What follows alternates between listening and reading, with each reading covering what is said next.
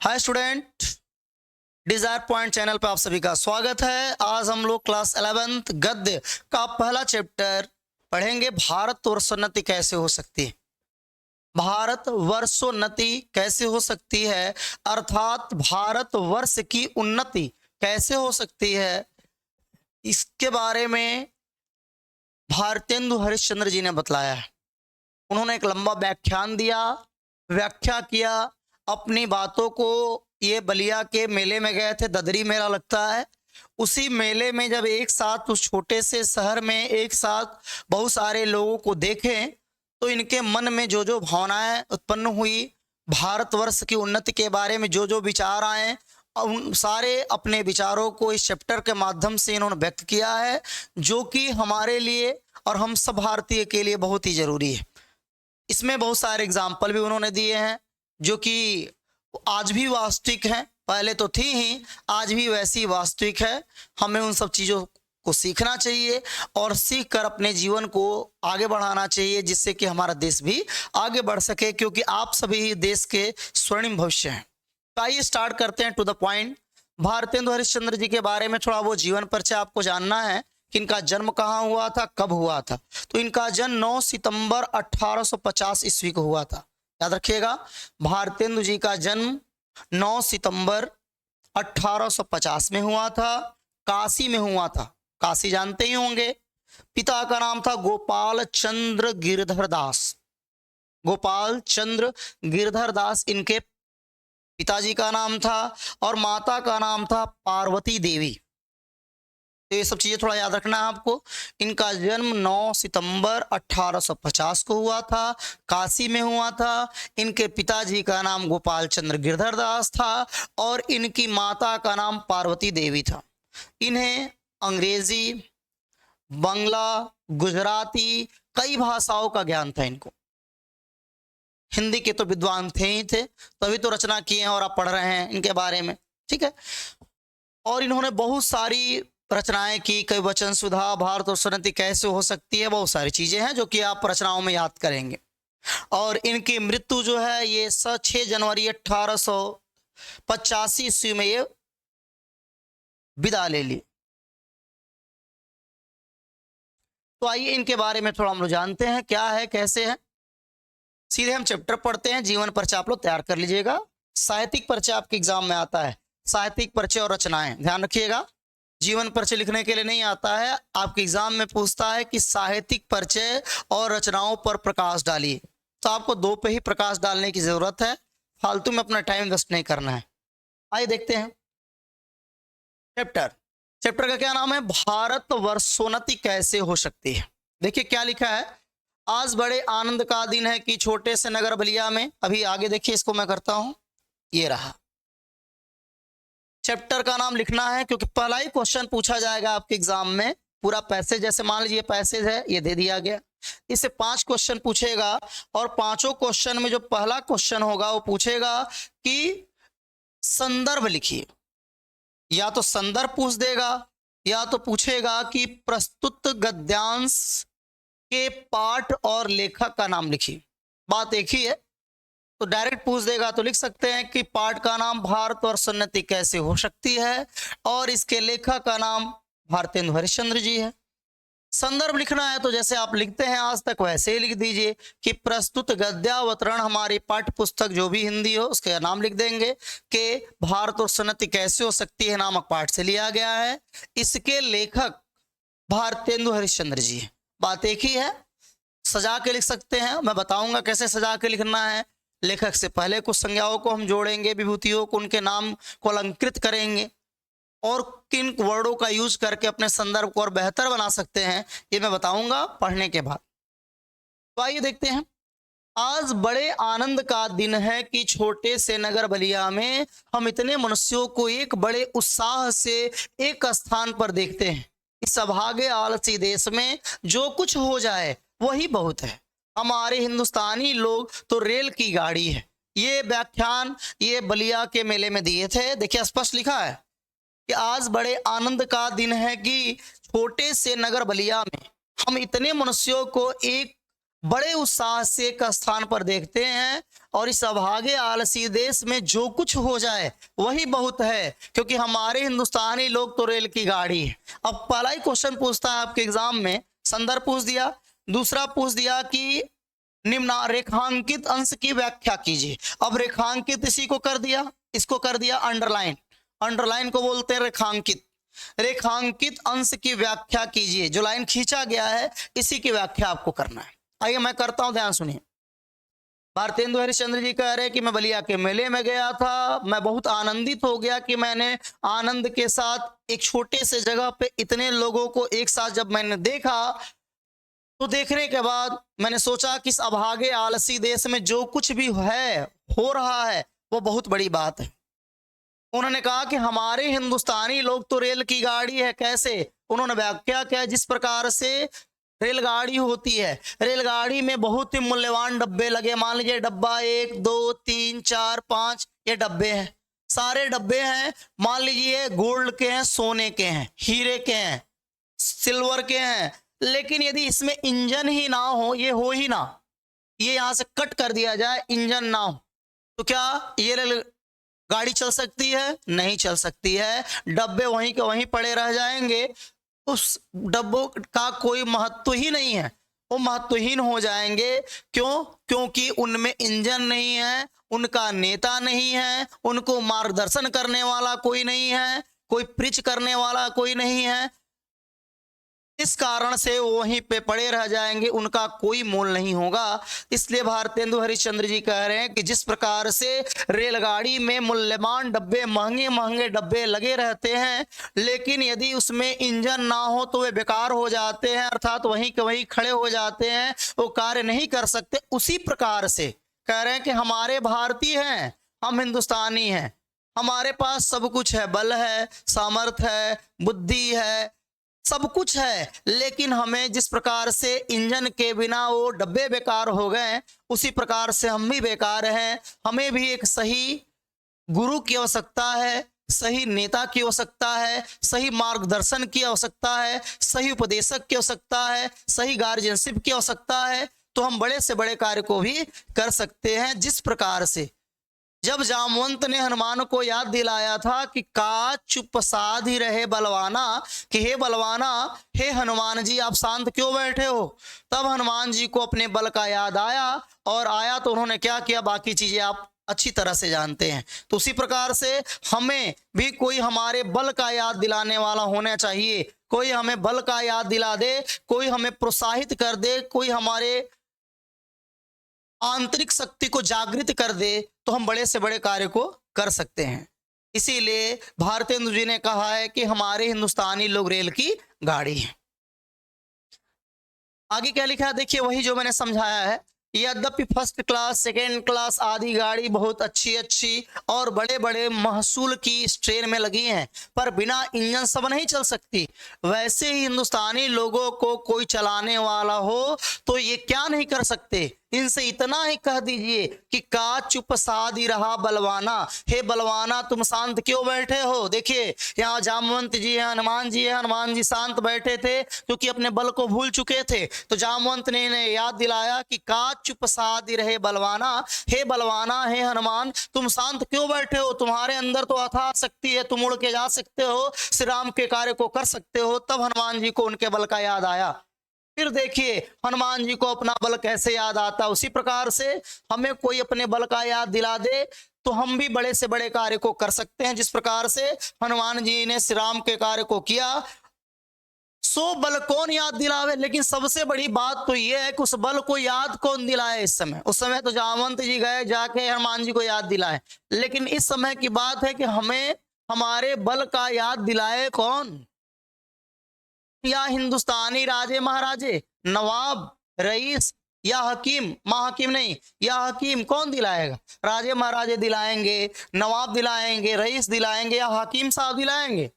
राजे महाराजों को अपनी पूजा, भोजन, झूठी गप से छुट्टी ही नहीं, कहाँ टाइम है कि आपके ऊपर ध्यान देंगे वो। हाकिमों को कुछ तो सरकारी काम घेरे रहता है और कुछ बाल घोड़दौड़ थिएटर में समय लगा देते हैं, बिता देते हैं। कुछ ऑफिस का काम करते हैं, बचा तो घुड़सवारी करेंगे, फिर भी बच गया तो थिएटर में चले जाएंगे, मूवी वगैरह देखेंगे। कुछ समय बचा भी तो उनको क्या गरज है कि हम गरीब गंदे काले आदमियों से मिलकर अपना अनमोल समय खोएं। और इसके अलावा भी यदि कोई समय बच भी जाता है तो उनको क्या फर्क पड़ना है, क्या उनको गर्ज है कि वो हम जैसे काले आदमियों के ऊपर अपना समय बर्बाद करें, इसकी उनको क्या फिक्र है। बस नहीं मसल रही, बस वही मसल रही, तुम्हें गैरों से कब फुर्सत, हम अपने गम से कब खाली, चलो बस हो चुका मिलना, ना हम खाली ना तुम खाली। कह रहे भारतेंदु हरिश्चंद्र जी, ये तो वही हो चुका है कि राजा महाराजों को समय नहीं है, नवाबों को समय नहीं है, रईसों को टाइम नहीं है, जो हाकिम साहब उनको टाइम नहीं है, नौकरशाह हैं और सरकारी नौकरी में लगे रहते हैं, टाइम मिला तो घुड़सवारी करेंगे, उससे भी टाइम बचा थिएटर में जाएंगे, मूवी वगैरह देखेंगे, उससे भी टाइम मिल गया तो हम जैसे लोगों पर वो ध्यान क्यों दे। जब कोई देगा ही नहीं, जो कोई अपने दायित्व को याद ही अपने दायित्व को पूरा ही नहीं करेगा, हमें हमारे बल का याद ही नहीं दिलाएगा, तब तो वही हो चुका ना कि चलो हो चुका मिलना, ना तुम खाली ना हम खाली, तुम्हें गैरों से कब फुर्सत, हम अपने गम से कब खाली, चलो हो चुका मिलना, ना तुम खाली ना हम खाली। तो यही बात यहाँ पे वाक्य है हमारे साथ में कि हमें कोई प्रेरित करने वाला ही नहीं है, कोई चाहता ही नहीं है कि हम अपने दायित्व को, अपने रिस्पॉन्सिबिलिटी को अच्छी तरह से निभाएं और निभाते हुए आने वाले युवाओं को हम प्रेरित करें, जिससे कि युवा जो है देश के स्वर्णिम भविष्य में अपना योगदान दे और देश को चरमोत्कर्ष पे पहुंचा दे। पहले भी जब आर्य लोग हिंदुस्तान में आकर बसे थे, राजा और ब्राह्मणों के जिम्मे यह काम था कि देश में नाना प्रकार की विद्या और नीति फैलाने, और अब भी वे लोग चाहे तो हिंदुस्तान प्रतिदिन क्या प्रतिक्षण बढ़े, पर इन्हीं लोगों को निकम्मेपन ने घेर रखा है। हम नहीं समझते कि इनको लाज भी क्यों नहीं आती कि उस समय में जबकि इनके पुरखों के पास कोई भी सामान नहीं था, तब उन लोगों ने, ध्यान दीजिए क्या लिखा है, कह रहे कि पहले आदिकाल की बात हो रही है, जब आर्य लोग हिंदुस्तान में आकर बसे थे, तब राजा और ब्राह्मणों के जिम्मे क्या काम था कि देश में अनेक प्रकार की विद्या और नीति को फैलाना है। ये काम था राजाओं का और ब्राह्मणों का कि देश में नई नई नीतियां फैलाएंगे, विद्या को फैलाएंगे। कर अभी यदि ये लोग चाह दे, आज भी यदि ये लोग चाह दे, तो हिंदुस्तान प्रतिदिन क्या प्रतिक्षण आगे बढ़ता जाएगा, विकसित होता जाएगा, विकास करता जाएगा, प्रगति करता जाएगा। पर इन्हीं लोगों को निकम्मेपन ने घेर रखा है। करे भारतेंदु हरिश्चंद्र जी कि इन लोग जो इनको जिम्मेदारियां दी गई हैं, जिनको पद प्रतिष्ठा दी गई है, इन्हीं लोगों को निकम्मेपन ने घेर रखा है। वे काम करना ही नहीं चाहते हैं, अपने दायित्वों को पूरा ही नहीं करना चाहते। हम नहीं समझते कि इनको लाज भी क्यों नहीं आती। कह रहे भारतेंदु हरिश्चंद्र जी कि मैं ये नहीं समझ पाता कि ऐसे लोगों को अपने आप पे शर्म भी क्यों नहीं आती कि उस समय जब हमारे पूर्वजों के पास कोई सामान नहीं था, तब भी लोगों ने जंगलों में पत्ते और मिट्टी की कुटियों में बैठ करके बांस की नालियों से जो ताराग्रह आदि भेद करके उनकी गति लिखी है, वह ऐसी ठीक है कि 16 लाख रुपये के लागत की विलायत में जो दूरबीन बनी है, उनसे उन ग्रहों को भेद करने में भी वह गति ठीक नहीं आती। बिल्कुल सही बात है। कर उनको शर्म भी नहीं आती कि हमारे पूर्वज जंगलों में पत्ते और मिट्टी की कुटिया बनाकर उसमें बैठते थे, बांस की नली बनाते थे, उसको दूरबीन की तरह से देखते थे, तारा ग्रह आदि का एकदम एग्जैक्ट लोकेशन जिसको बोलते हैं बता दिए, उस दूरी जो माप दिए। वह विलायत में 16 लाख रुपए की लागत से दूरबीन बनी, उससे लोगों ने ग्रहों को भेदा, ग्रहों को देखा, उसकी गति के बारे में अनुमान लगाया, उसकी गति कितनी हो सकती है, किस दूरी पर है। लेकिन हमारे लोगों ने कुटिया में बैठकर ऐसा कर दिया। फिर भी अपने पूर्वजों को देखकर उन्हें शर्म नहीं आती कि वे अपने कार्यों को कितनी अच्छी तरह से करके चले गए, देश के नवनिर्माण में कितना कार्य किए। लेकिन एक हम हैं जो निकम्मेपन ने घेर रखा है, अपने कार्यों को करना ही नहीं चाहते। इसलिए उन्होंने कहा है कि कम से कम उन लोगों को देखकर हमें शर्म नहीं आती कि वे लोग इतना करके चले गए, हम तो कुछ करें। और जब आज इस काल में हम लोगों को अंग्रेजी विद्या के और जनता की उन्नति से लाखों पुस्तकें और हजारों यंत्र तैयार हैं, तब हम लोग नीरी चुंगी के कतवार फेंकने की गाड़ी बन रहे हैं। यह समय ऐसा है कि उन्नति की मानो घुड़दौड़ हो रही है। अमेरिकन, अंग्रेज, फ्रांसीस आदि, तुर्की आदि सब सरपट दौड़ जाते हैं। सबके जी में यही है कि पाला हम ही पहले छू ले। उस समय हिंदू काठियावाड़ी खाली खड़े खड़े टाप से मिट्टी खोदते हैं, इनको औरों को जाने दीजिए। जापानी टट्टुओं को हाँफते हुए दौड़ते देख करके भी लाज नहीं आती। इसमें क्या कहा उन्होंने, देखिए भारतेंद्र हरिश्चंद्र जी ने कहा है कि इस समय हम लोग के पास सब कुछ है, अंग्रेजी विद्या है, जनता की उन्नति के लिए, लोग की उन्नति के लिए पुस्तकें विद्यमान है, अनेक प्रकार के इंस्ट्रूमेंट यंत्र हमारे पास हैं, फिर भी हम बिल्कुल इतने निकम्मे हो गए हैं, इतने बेकार हो गए हैं कि जब सब देश उन्नति की दौड़ में लगातार दौड़ रहा है कि हम आगे बढ़े, हम आगे बढ़े, फिर भी हम चुपचाप शांति से बैठे हुए हैं। सब दौड़ रहे हैं, अमेरिकन, अंग्रेज, फ्रांसीसी, तुर्की, सब अपने अपने देश को आगे बढ़ाने के लिए आगे बढ़ रहे हैं। सबको यही दिमाग में है कि सबसे पहले पाला हम छू ले, अर्थात सबसे पहले प्रोग्रेस हम कर ले, सबसे पहले उन्नति हम कर ले। ये सारे अन्य देश जितने हैं उनके दिमाग में ये चीजें चल रही हैं, लेकिन हम फिर भी चुपचाप शांति से मूर्ति के समान खड़े हुए हैं। और देश को तो छोड़ दीजिए, जापान को देख लीजिए, छोटा सा देश जो कि द्वितीय विश्व युद्ध में अमेरिका ने उसके हिरोशिमा और नागासाकी नामक शहर पे परमाणु बम फेंका था, उसको भी देख लीजिए। जापानी टट्टुओं को हाँफते हुए दौड़ते देखकर भी लाज नहीं आती, शर्म नहीं आती कि छोटा सा कंट्री जो बर्बाद हो गया था, उसने मेहनत के बल पे, तरक्की के बल पे, टेक्नोलॉजी के बल पे दिन रात आगे की ओर बढ़ रहा है, फिर भी हमें देखकर अपने आप पे शर्म नहीं आती कि हम लोग शांति से बैठे हुए हैं, अपने कार्य को भूल चुके हैं। कह रहे कि यह समय ऐसा है कि जो पीछे रह जाएगा फिर कोटि उपाय किए भी आगे ना बढ़ सकेगा। कर ये समय इस प्रकार का है कि इस समय यदि कोई भी इस दौड़ में पीछे हुआ तो पीछे ही रह जाएगा, चाह के भी वो आगे नहीं बढ़ सकता, क्योंकि एक बार कोई पीछे हो गया, 5 साल पीछे हो गया तो पीछे ही रहना है, आगे आप चाह के भी नहीं बढ़ सकते। इसलिए वो कह रहे हैं कि अभी भी समय है कि यदि हम समय से जग गए, दूसरे को देख के भी कुछ सीख लिए तो हम आगे बढ़ जाएंगे, अन्यथा हम वहीं के वहीं रह जाएंगे। कह रहे हैं कि इस लूट में, इस बरसात में भी जिसके सिर पर कमबख्ती का छाता और आंखों में मूर्खता की पट्टी बंधी रहे, उन पर ईश्वर का कोप ही कहना चाहिए। कह रहे कि इस उन्नति के दौड़ में, बरसात में यदि कोई कमबख्ती का छाता पहन के, कोई कमबख्ती का छाता मतलब निठल्लेपन का छाता पहन के, अकर्मण्यता का छाता उड़कर, अर्थात अकर्मण्य बना रहना चाहता है, आलसपन करते रहना चाहता है, अपने जीवन में कुछ नया नहीं करना चाहता है, देश के लिए कुछ नहीं करना चाहता है, तो ये समझ लेना चाहिए कि उसके ऊपर ईश्वर का कोप है, ईश्वर का ध्यान नहीं है, अर्थात ईश्वर जो है उसको निकम्मा ही बना दिया है। देश के लिए क्या, वो अपने लिए भी बेकार है, यही मान लेना चाहिए।